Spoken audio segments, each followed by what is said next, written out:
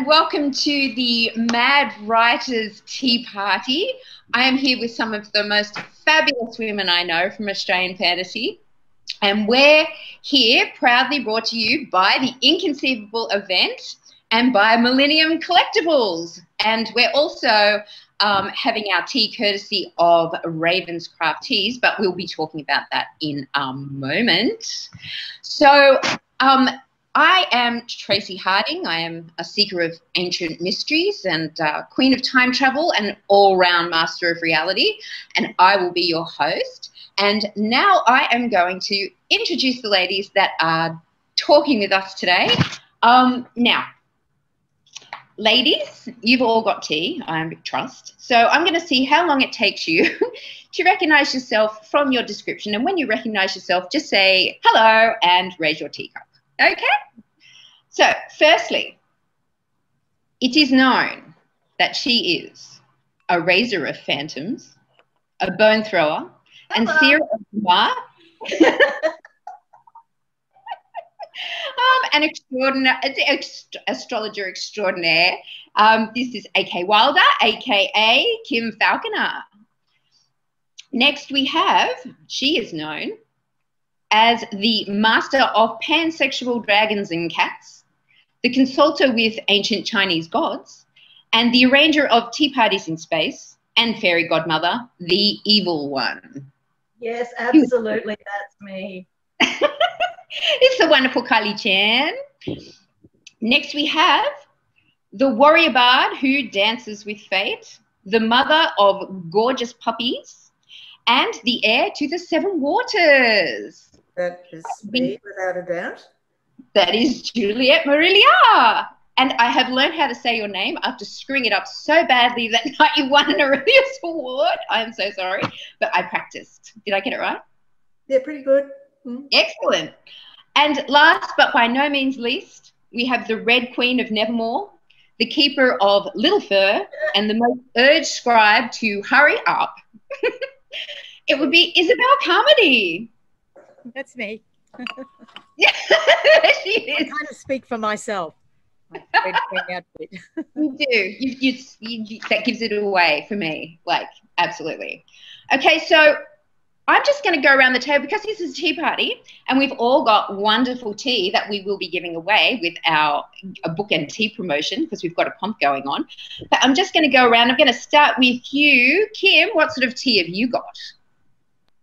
Today I have Ochi tea, which is from RAVENSCRAFT Teas. It's utterly magical, but the tea blend is from the book.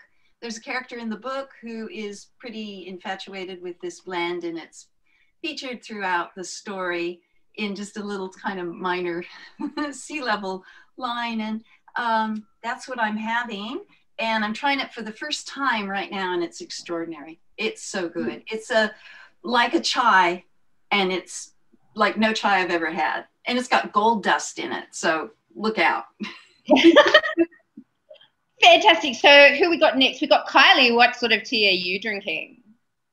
I had Sabrina at RAVENSCRAFT make me my own tea because I'm not a big fan of fruity teas. I lived in Hong Kong, China for so many years. I got used to drinking Chinese black tea.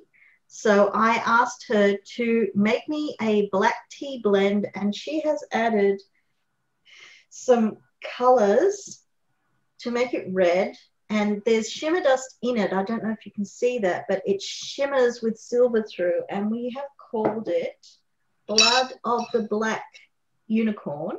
So that is my Kylie Chan original blend, and it is just delectable, and I love the fact that it sparkles. All parts of the black unicorn are edible once the toxins are removed. So yeah.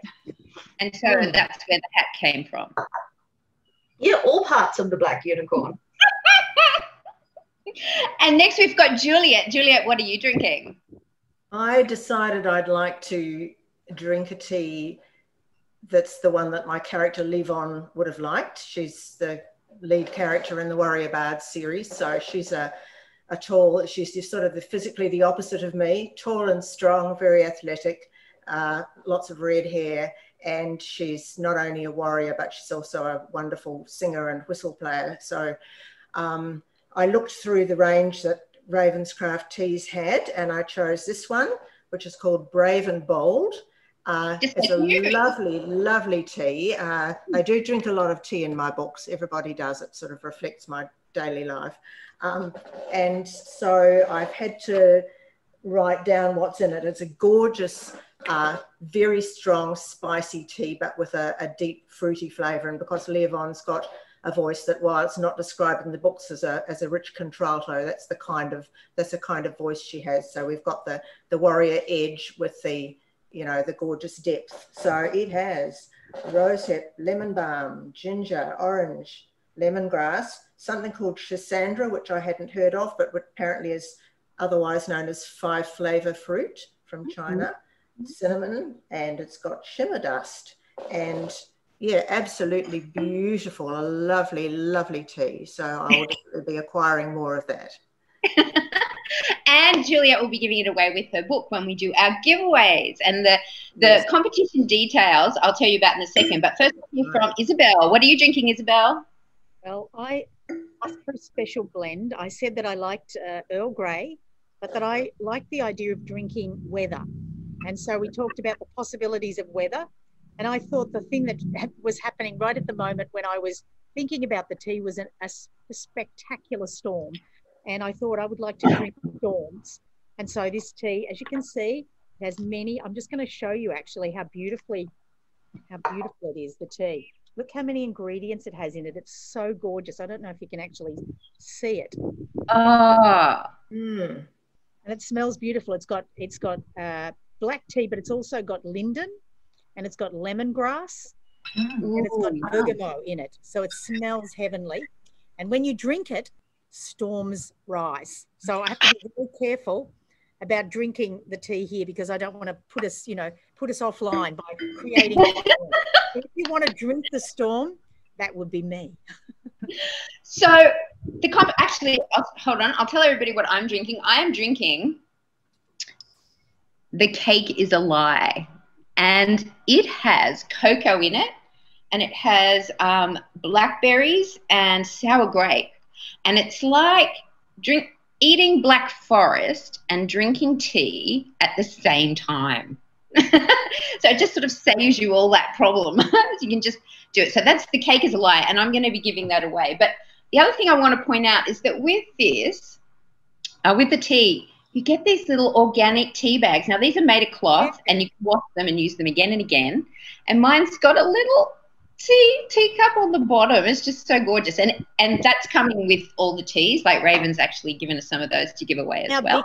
So the actual competition, we heard the details just before, but what's going to happen is when everybody was talking about having tea parties at our tea party while they're watching our tea parties. So if you want to take a photo of you having your tea party with yourself, with your animal, with just at home, whatever, having your little tea party, we're going to have a post up on our Inconceivable, I think, Facebook page. And if you just post your picture in there, we're all going to pick a picture that we like, and you get to win a book pack and some tea.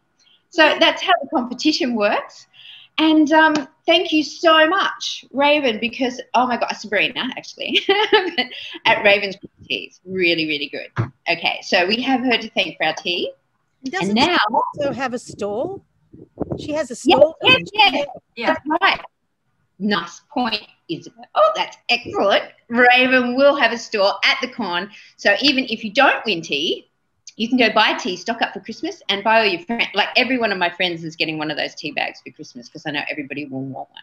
I think I already got some extra ones as well. So let's get down to business, ladies. Okay, we've all been doing this like a few years now. I just want to go around the circle, starting with Kim again, and let's talk number of books and how long since your first publication. I'm on book 11, 12, and 13 is the new series. So 10 behind me. First publication was 2009. So wow, yep, that's a way back. I know. It's way back. And yeah, it's been an incredible journey through several different publishing houses, different editors, different processes. It's been enlightening. How about you, Patty? Where are you at? I started in 2006. I started with that one. Am I reversed in your camera? No. Or is, You're that up front now. is that around the right way? Yes? Yeah, we can read Yeah, it. I can read it. Yep. Okay. All right. So I'll start again so Traci can edit it out. Okay. I started in 2006 with White Tiger. I'd never written anything before, no fiction before. And I started with that one in 2006, and that was a massive 9-book series that I finished in 2018. And then I started on this 3-book series, and I just finished that one recently this year. So that's book 12 of full-length novels, and I've had 3 or 4 novellas as well, and the graphic novel that I did with Queenie Chan that she illustrated it with. So I've lost count. Yeah, there's a lot of books. How about you, Juliet? When were you first published, and how many since then? Gosh, this is going to be a few. I'm the great example for people who start late and manage to have it as writing as a second career. First published novel came out in 1998, and I'm now up to, I have 24 novels in print plus a book of short fiction, and another publication coming out at the end of this month, which is a little book of fairy tales illustrated by Kathleen Jennings. This is my chance to say woohoo to Kathleen Jennings for winning the World Fantasy Award for Best Artist. Fantastic. Yeah, so that's my, I think I've done slightly better than 1 a year since that first publication. And on the mantelpiece that way, whichever way it is, that way behind me at that end, are some new editions of my original trilogy, which came out from Tor Books this year. I think that means it's 20 years since they were published in the States. And wow, is that climbing up? Oh, it's a cat. Yeah, so they kindly put nice new covers on them to appeal to, I guess, you know, the new generation of reader. That really makes me feel a bit old, but that's okay. So I was 50 when my first book was published, so. Wow, well, that just goes to show, doesn't it? As you can do maths, we'll be able to figure out how ancient I am from It's like that. Okay, Isabel, what about you? When were you first published, and how many since then? I think it's about 50 the last time I counted, but some of them are quite small. Yeah. And, or are picture books, so there weren't too many words in them. And some are novellas, so I'm counting novellas in that. And I started getting published, I think, when I was about 21 or 2. I was accepted. I was a journalist at the time, a cadet journalist when it was accepted. So it was a long time ago. It was the first publisher I sent it to, and that was Penguin, not because I was brilliant, but because I spent 10 years writing it before I sent it off. So. Well, I think that's pretty brilliant. Yes. For me, I worked hard. You did, and you still do. For me, it was 1998 was the first, 1996, The Ancient Future got published. And I'd already written a few film scripts before that, but books-wise, I've done 21, just finished 22 for HarperCollins in the last, I think I got published when I was about 28, I think, and I've just kind of been almost chugging out a book a year since then, almost. So we've all kind of been in this for a while, and being that this is the Mad Writers panel, I would like to have a look at, what is this madness that is the writer's life? Like, why did we pick it? I mean, really, who in their right mind would choose to be, especially a genre writer? But, I think a lot of us rode the crest of a wave in this country where genre was starting to rise, and we all caught the crest of that wave and have been riding it ever since. But, how crazy did people think you were when you told them you were writing a book? Now, Isabel, it might have been different for you because you were actually a journalist. Well, It wasn't, I had never intended, I wrote it for myself, for solace and comfort. That was over Newton. And I saw writing as a place to go, to solve the world in. I didn't really think of getting published. It never occurred to me that somebody like me could get published, or that I didn't even think about authors really. I knew their names, but I didn't think of people actually living as an author, because back in the dark ages when I started to write, you didn't meet authors. So they were mystical beings, shining beings on another planet. I mean, I lived in the time when I could have written to Tolkien or you know, C.S. Lewis, and I didn't, because it never occurred to me we're in the same universe. So for me, the writing was really very much a personal thing. And it was, in fact, an editor who said to me, I used to write at work in between times when I was a journalist, and I was on night shift. And editors would sometimes say to me, do you ever think you'll get anything of that stuff you write? Will you ever get it published? And I thought, published? And then it occurred to me, I read a lot, and some stuff I read was lousy. And I thought, well, my writing isn't any worse than the worst I've read. So I much to my publishers, my editors' disgust, I quit my job as a journalist. I wrote my book one last time in between going to the beach. And I did that on $3,000, which I thought was a fortune that I'd saved up. And as I said, it was accepted by the first publisher I sent it to. And I think that was just because I poured heart and soul into it. I didn't think of marketing or publishing or readership. I thought only of what I cared about. So that was, if that's madness, well, it was a beautiful kind of madness, I think. Indeed. I mean, I've always prided myself on being a bit nuts and a bit crazy. You know, if everybody goes that way, then I'll be going this way. And I really don't. I don't care. Everybody else seems to care more than I do, that I just go my own way, you know. So how about you, Kim? Well, I think that's really... Pardon? Did people think you were a bit nuts to be a writer? I think they were just in general thought I was the weird one growing up off. You're such a soul sister, Why really. did they think that? I don't understand. I just always lived in a fantasy world in my imagination, and it took quite a while for me to realize that I could take the stories that would go on in my head and put them down into this world, through the porthole into this world and into a manuscript. That took a while. And no one really paid any attention to what I was doing in that way. But I think something that Isabel said and that you've underlined is there's a feeling of not giving a rip what anyone thinks about your story or you. It is a very individualistic, almost, it's so self-absorbed because it's just you channeling this story. And it's only later that you start to think. I think the more I get published, the more I think about readership and expectations and what the editors want and all. But there's something so pure about that writing for just telling the story. It's beautiful. It's magic. I've just had that experience actually, because I think the book I've written this time, I think I only wrote because I didn't have a publishing deal waiting on it. It's a bit unusual. I didn't know how I would explain it. And if a publisher had picked me up, they never would have bought this book because I just couldn't explain it before I wrote it. It's only now after I've written it that it's just this beautiful thing that probably never would have happened if it had been all about the money or about getting published. It's not. It's about that book I'm obsessed with that I have to get out onto the page. Mm-hmm.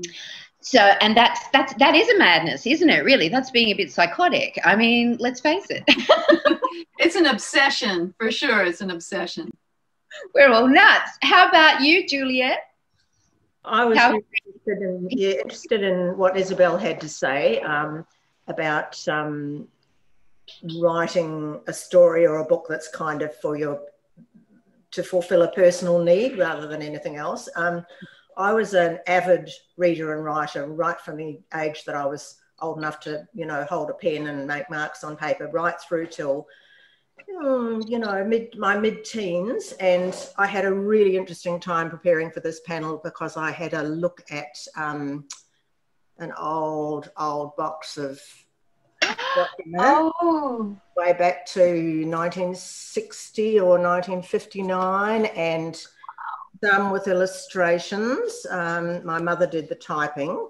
That one, Adventure on Mars, that was the second adventure, which came after the Adventure of the Hidden Fjord, which is about scientists going to Fjordland in New Zealand, which is near where I lived, and finding prehistoric life, and deciding to leave it alone and not tell, which I thought was quite a good, conclusion. So I was into it very, very early. I have masses of those, but made a decision to study music rather than, well, there wasn't creative writing at our university anyway, but yeah, so that was my other love, was music. So that was what I pursued as a career. And for years and years, during being married and having 4 kids and working in a bunch of different jobs, a lot of teaching, a bit of performing, a bit of writing music, but not writing stories. Went through a really, really bad patch in my life. Marriage broke up, my choice, and this was when I was 40-something.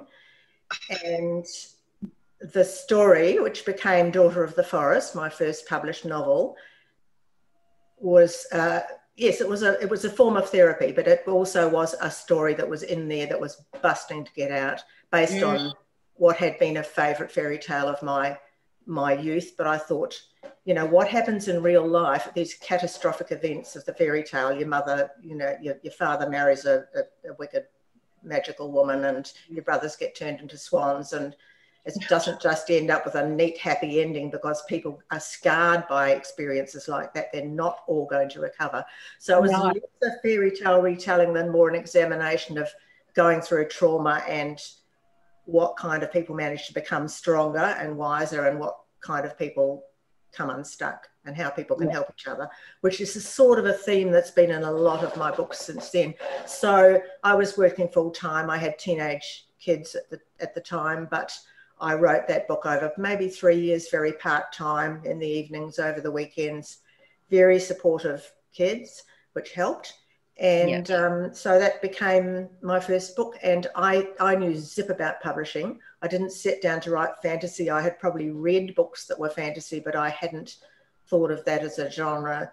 Never went into that part of the bookshop. So I thought, science fiction, that's not me, And so I sort of went into it just as an absolute newbie. I had a go at writing romance before that, and had got nice letters from Harlequin and people saying, yeah, we really love it, but it's got to be just all about the central couple. There's too much going on, or there's too many other characters.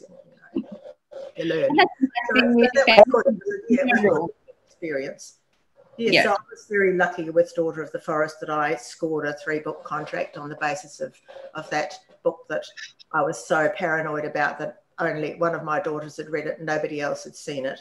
And I thought, well, if an editor tells me it's a piece of rubbish, I can take that, whereas, someone I know would be just too terrible. Yeah. Yes, exactly. And that's the thing with actually having a professional read it, because, someone close to you might not see the brilliance in it. I mean, fortunately for me, my mother saw the brilliance of it, handed it to a friend of hers, Lynn Rainbow, who then handed it to Selwa Anthony, who became my agent. So it was a beautiful synchronistic. It was something that was just meant to happen. And I think with those kind of books that are a passion, that just come from the soul, they're the ones that are meant to be out. And it doesn't matter if you get fame or money or whatever. Somebody out in the world needs that. And I found a lot of readers that need that. How about Kylie? There's a lot of readers that need you, Kylie. I know, because my brother was going to, commit hurry curry if you didn't finish one of your books. Oh, no. It's absolutely hilarious, because the audiobooks of the Dark Heavens series, which I finished 3 years ago, the audiobooks are starting to come out in the US, and they're up to book 7. And I'm now getting more emails about where's the next one. And when's the next one coming out? Yes, exactly. I think you'd written 3 at that time, and Kyle's going, I know, there's another one. There's one with the tortoise, he was saying. That's all I remember him talking about, this bloody turtle that was supposed to happen. And I'm going, really? And he's going, yes, she's got to write it. You tell her, you know her. You tell her she's got to write it. I was not expecting to receive non-stop Total gifts. And every time Totals appear on social media, everyone links me to it. That was unexpected. So the other madness that is really associated with being a writer is just that that actually acceptance of yourself being a writer, like before you get published, are you really a writer? Are you a writer if, you're not validated by somebody else? Because I know a lot of indie authors that are absolutely brilliant. They really don't need any validation from somebody else. But I think when we were having a chat about this, I think it was you, Isabel, you said that you'd read work, brilliant work by people, but because it wasn't of this time or of this age, or it wasn't going to be published, but it didn't make it any less brilliant. I can't remember saying that. I guess I must have. Yeah, I actually can't. I mean, my feeling about publication is, I came from a traditional kind of world of publication. So therefore, for me, it was the only way, and it was the obvious way, and there was no one thought of any other way. There was a lot of, that was the only way you could go. Now I think there are a lot more possibilities, a lot more open doors for us to go through. And I'd be really willing to go through those doors now, where once upon a time I would have felt maybe concerned about it. And I think I've read great writing that I think will never be published because people didn't finish it. That may have been that's the bit that... Yeah, that could have been part of the quote, Yeah, that they didn't actually feel, they couldn't finish it because they didn't have enough faith in themselves. And I think if I was thinking actually about, as all of you are speaking about what madness I think of, and I think the madness is the madness of having faith in yourself as a writer. The first time you step up and you say to somebody else, I'm a writer, without a silly giggle because you're embarrassed by saying it, that's actually really important to acknowledge that that's what you are for your own sake. And then you will finish things. I think it's very hard to have faith in yourself in general, but to do something as lonely as writing and have faith in it all the way through the process, especially if you don't have somebody like your mum who thinks you're wonderful, if you don't show anybody. And, the moment, I really felt the first time I had my own book in my hand, I suddenly was horrified. The first time I had I didn't feel what I thought I'd feel. What I felt was utterly exposed. Anyone could buy me. Look at it. Look at this piece of rubbish she's written. And all of a sudden, I just felt anyone could get a piece of me. It was terrifying. And I guess I feel just a little bit that way every time a new book comes out. So I think anyone published, whether they're traditionally published or non-traditionally published, if they've really written deeply, probably does feel that sense of exposure, don't you think? Yeah, well, my first review for my first book was, even if you have to, do not read this book. Oh, my goodness. This came from a reviewer in Western Australia, seriously. And for me, I was a bit damaged by that comment. And then the same afternoon, I actually received a deal for a trilogy. And then I just had to laugh because I thought, this poor is going to have to read another 2 of them now. Something I've noticed with us as authors is that all the very best authors think they're rubbish. They're convinced that their writing is awful. It's the ones who are supremely confident and are sharing their glorious words with everybody that aren't producing the really good stuff. It's people who are quite convinced that their writing is dreadful. And every time you finish a book, you go, oh God, is that dreadful? And then you go back and you read it and you're going, actually, wow, this is pretty good. It's like a reread, you just need to have a little rest and then go reread. That's my recommendation to people. Kim, you were saying that, once you fully acknowledge that muse within, then there's kind of no going back from that. And I actually think that's true. I think the harder you work at being a writer, the stronger those muses come through. Do we all have muses, by the way? Do you? Yes, absolutely. Everyone does. It's a matter of whether you listen to them or not, or develop yourself I mean, there's the creative side, and then there is the ability, right? So the ability of the craft, whether you're a painter or a musician, Juliet, or a writer, you've got the imagination, but we need to gather the skills. As a writer, it helps to know some structure, grammar, a contemporary style of writing that, you know, most readers can read. You know, if you go back and read some of the older novels, it can be very enjoyable, but it's not contemporary, and it's not. So there's tools, and I found two things that helped me the most, making that transition between telling my own story and my own little inner love cave or torture cave, depending on the day, and being confident enough to seek an agent, to put it in front of publishers, to say, I'm a novelist, I'm a writer. And those two things, one was Stephen King, his book on writing.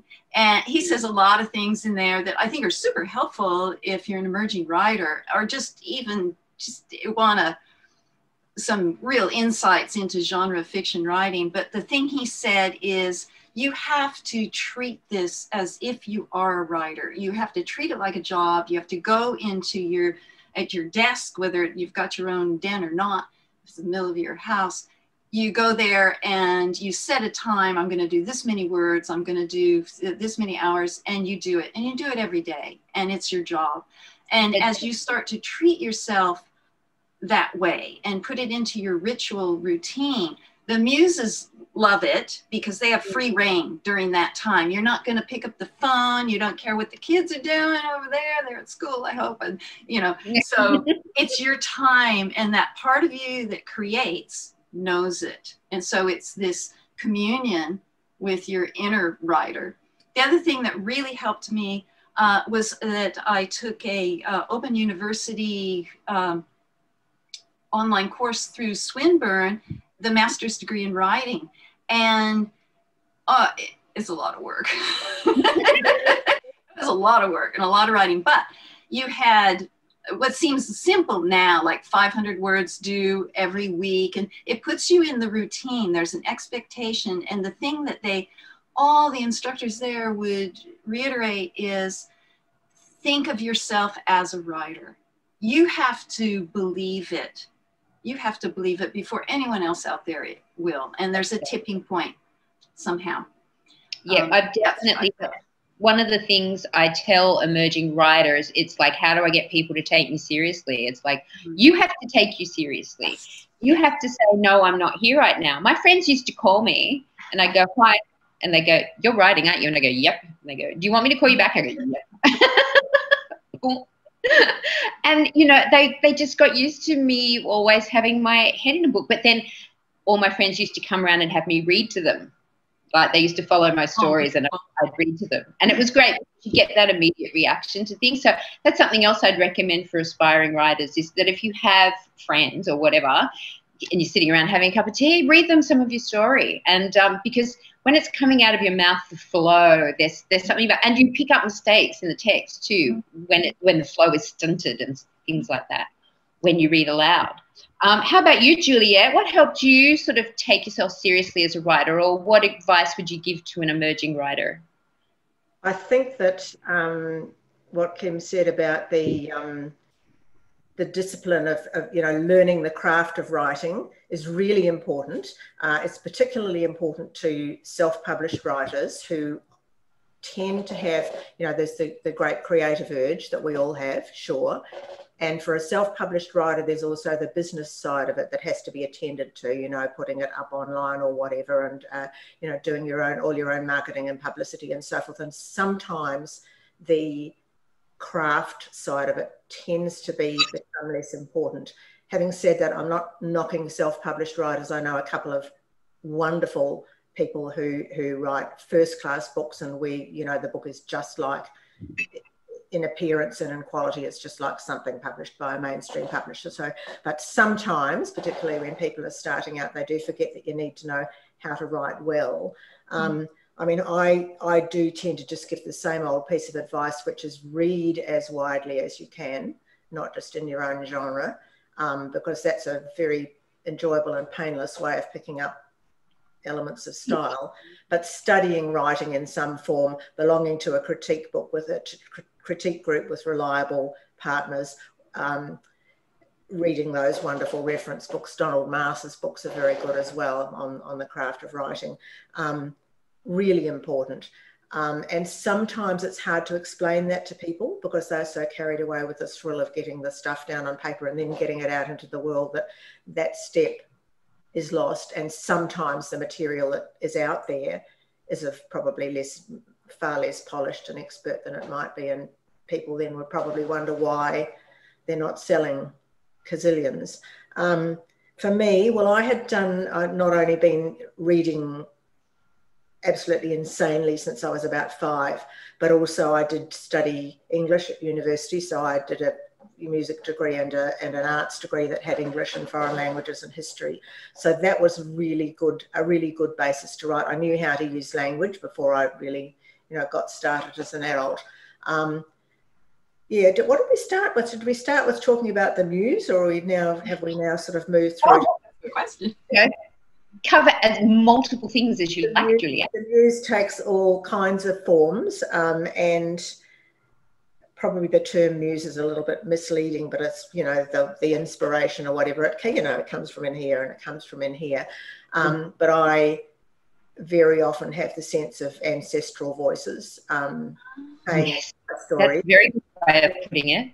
Possibly why I so often write Celtic settings, despite the fact that I was brought up in New Zealand and I live in Australia, is the layers of ancestry. And I know we're getting into an area that we're going to discuss later, but going to those places where my forebears lived, I feel those voices even more strongly, and I often feel, now I'm in the place where Leovan, Brock and Dow were riding when they went from, X to Y, and they were doing this, and I can see them riding across the field next to me somewhere in Ireland, or I'm under the standing stones and I can feel, it almost feels like the characters I've created were once real and I'm following their journeys. So, yeah. I definitely had experience with that, and we will get to that later because it's a really interesting subject about, I think it's that, the matriarchal DNA. I mean, we actually carry our ancestral memory in there.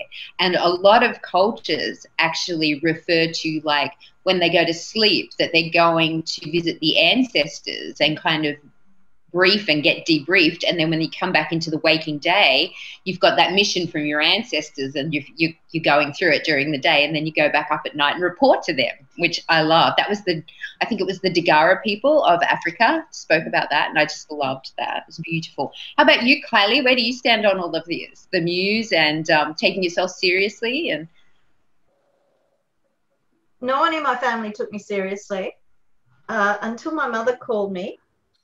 And she said, your book is on the Dimmock's best-selling wall. I was in Dimmock's today and I saw your book on the best-selling wall. It was your book. She said, it was number 2 behind Jamie Oliver's 30-minute meals. And I said, that's wonderful. She said, why isn't it number 1? Oh.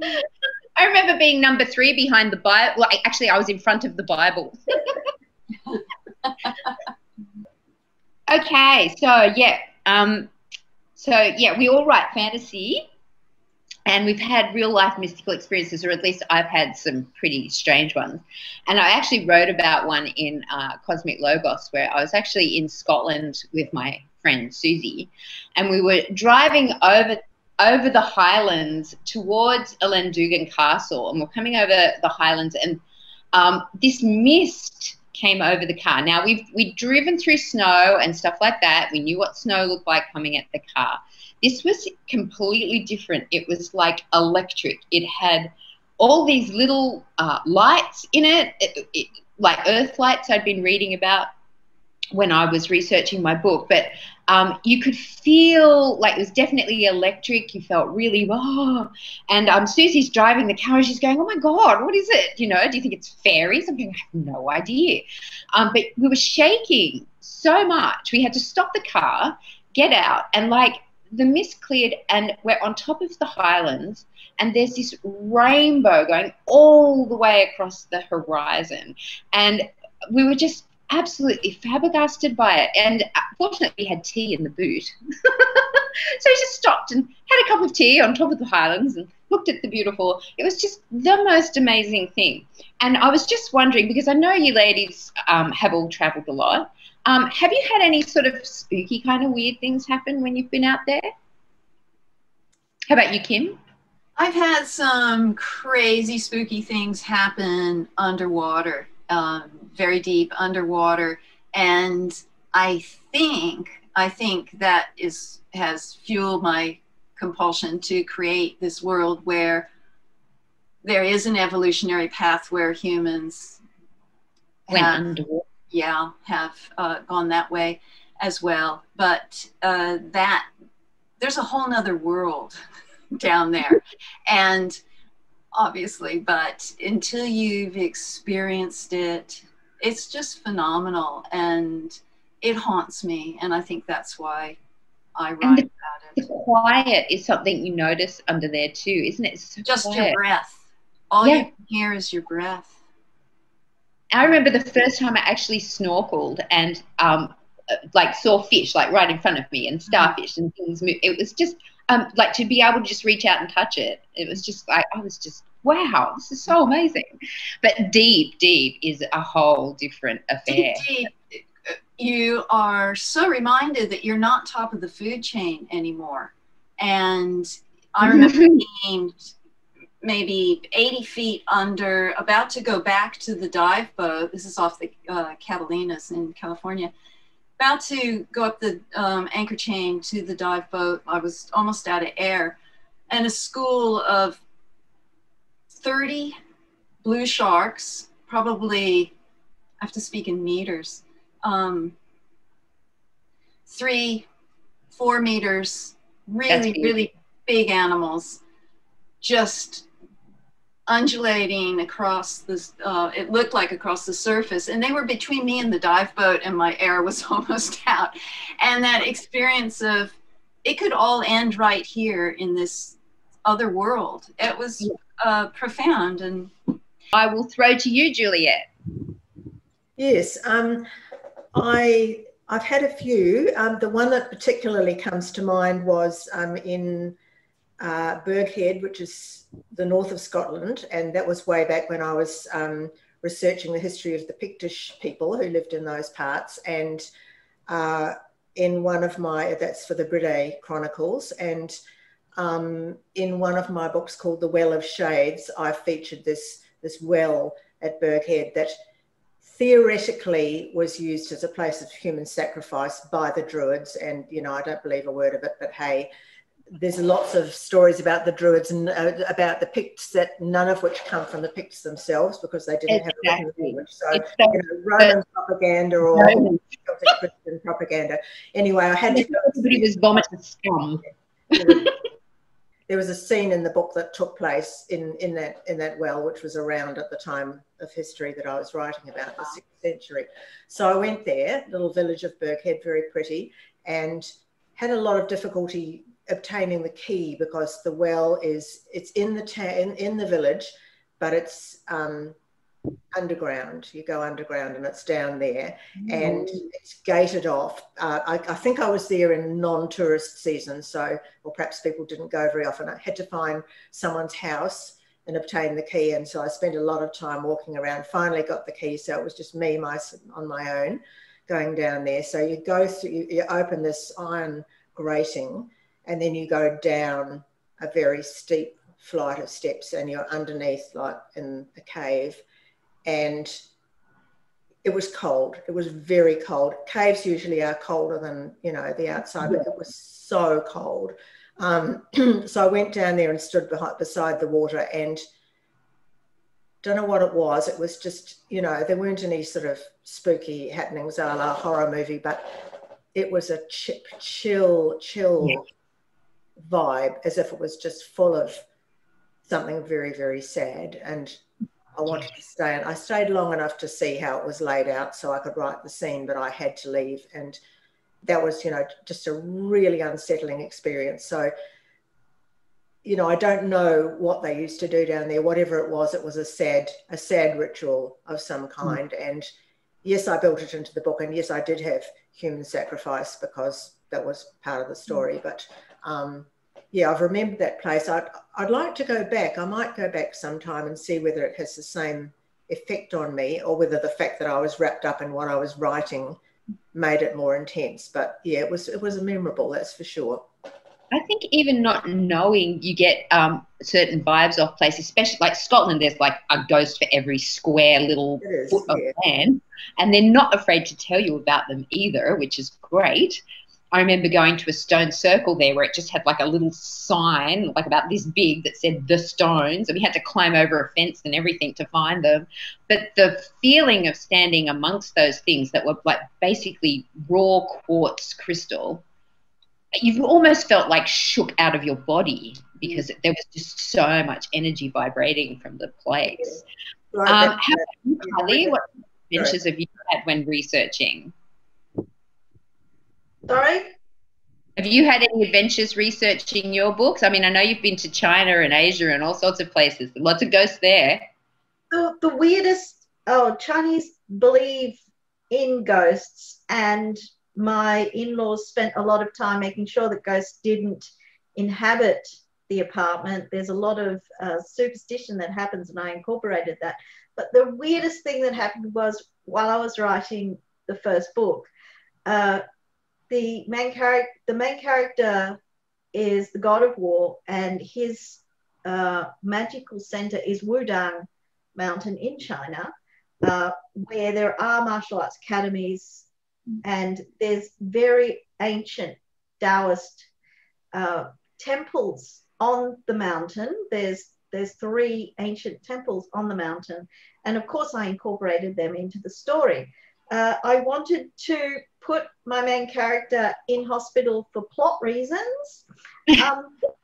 Nice. Yeah, I was wandering around the house just mumbling, I need to get him into hospital. So I decided to have demons attack Wudang Mountain, but not on Earth, in heaven, the heavenly analog of Wudang Mountain. And I had it so that they burned down the mountain and he was put into hospital defending it. So the earthly analog was damaged by it, and I have them discussing how the heavenly and earthly analogs work. And then 2 weeks later, it actually happened in China. Oh my God. Okay. Good prediction. I felt a bit like, oh my God, did I cause this? Yeah. Stop writing. Stop writing now. I used a newspaper article about the destruction of the mountain and had the characters read from it, actually in the book, in the aftermath of what happened. That was so strange. Oh my God. Later, I went to Beechworth Asylum. I was invited by a horror writer to go and do a weekend workshop at Beechworth Asylum. And if you're into spooky stuff, I can highly recommend the nighttime ghost tours at Beechworth. We stayed there for a weekend, and they did up a lovely little homey room for me in the surgical prep room next to the operating theatre where they did the lobotomies, because Beechworth Asylum had been operating since the 1890s, and it was only closed in 1996. The surgical operating theatre had been converted into a common room, but the medical sinks were still in there, and they set me up with a lovely little room next to it in the prep room, which was just delightful. They looked after me very well. They smudged the hell out of that area, so it didn't have the unearthly cold that Juliet was talking about.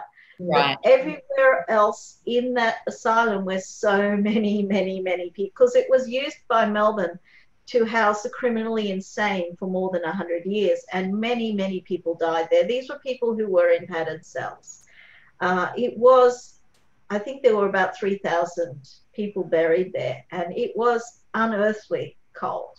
It was very scary. Yeah, highly recommend going there just to feel the really incredibly spooky vibe.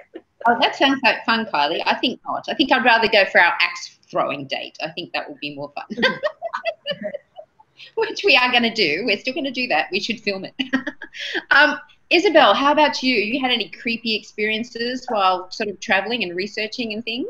Well, I have to say, I often get asked what I believe in because you write about these kinds of things. So I have to say that I'm a fantasy writer because I don't believe in anything. And I want there to be things and I want there to be something. I'm forever fascinated by stories, but a little bit of me doesn't believe any of them. And if you'd asked me that question first, I would have said that. But the minute you begin to relate your stories, memories come back to me. I'll tell you just two things. One is Juliet and Kylie talking reminded me of when I was writing the last book in the Newton Chronicles, The Red Queen. There's an earthquake that happens at some point. And I had borrowed my friend's house, Christine Bonges, who's also a writer, up on the coast a little bit to get away from everything. I took cans of soup and didn't leave the house, even though she lives opposite the beach, and just wrote the whole time. And the day I was sitting down writing this scene close to the end of the book where an earthquake happens, as I'm writing it, I have never experienced an earthquake, so I didn't know what was happening. In fact, an earth tremor was happening. If you'd said on the Sunshine Coast you get an earth tremor, I just would have thought that wasn't so. So I'm sitting writing thinking, it felt like a truck had backed up to the house and was revving against it. And I just, what the hell?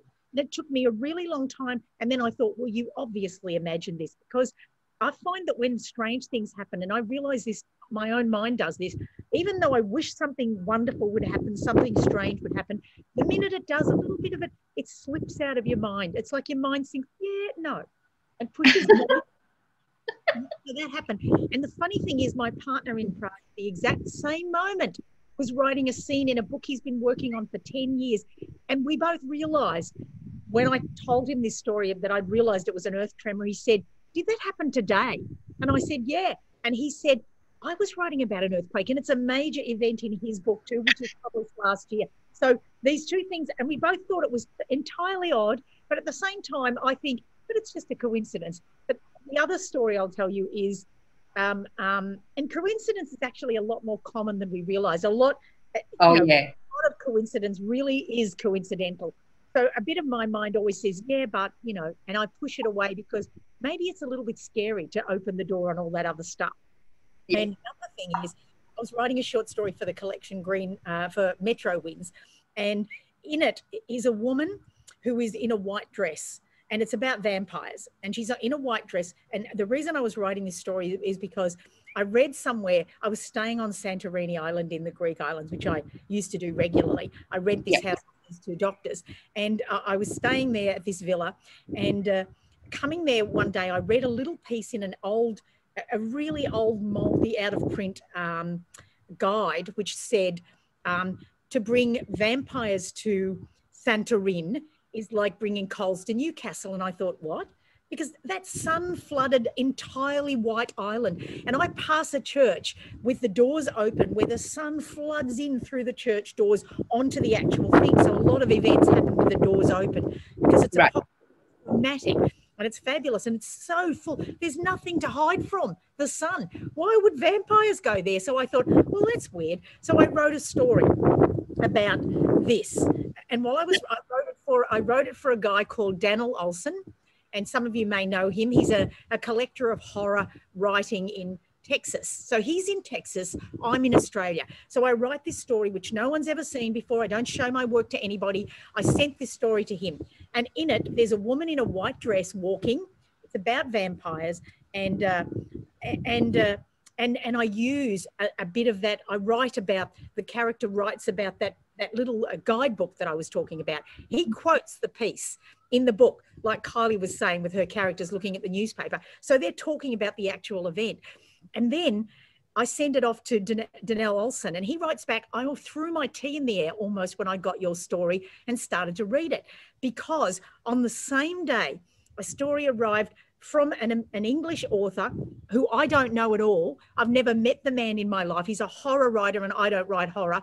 About Santorini quoting the same set of the book. And in it is a woman in white on an island, and it's Santorini, and it's about vampires. I mean, how weird is that? How could That's insane. I'd think if I'd read that book and my story, I'd think, oh, well, one of them copied the other one. One of them must have got the idea. Really? See, now I'm getting goosebumps. Yeah, me too. Okay, well, now, because we're talking about madness, and I mean, I've had some pretty mad experiences when actually, like, researching my books. Like, sorry, has anyone else lost Isabel? oh, Yeah. She was there and then she's gone. Oh. Wait till she comes back.